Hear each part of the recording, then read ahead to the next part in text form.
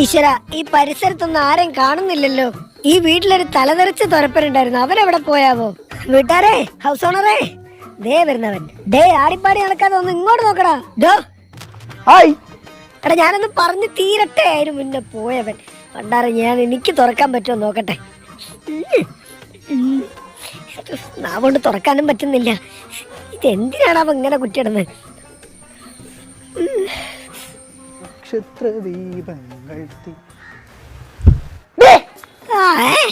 എന്താടാ ഈ കൂട്ടില് മൂത്രയിച്ചില്ലേ?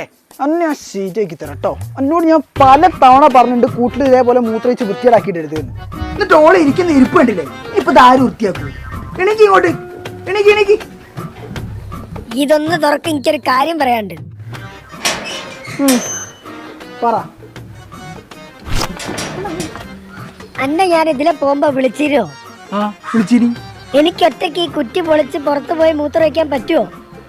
പറ്റൂലല്ലേ? പറ്റൂല. അതുകൊണ്ടാണ് ഞാൻ ഇവിടെ മൂത്രം വെച്ചത്. ഇനിയിപ്പോ എന്തായാലും ഞാൻ അവിടെ പോയി കിടക്കട്ടെ. ഈ പോയി കൂട് വൃത്തിയാക്ക്. വിളിച്ചപ്പോ വന്നാ മതി. ഇനിയിപ്പോ ഇത് കേൾക്കണ്ടേ?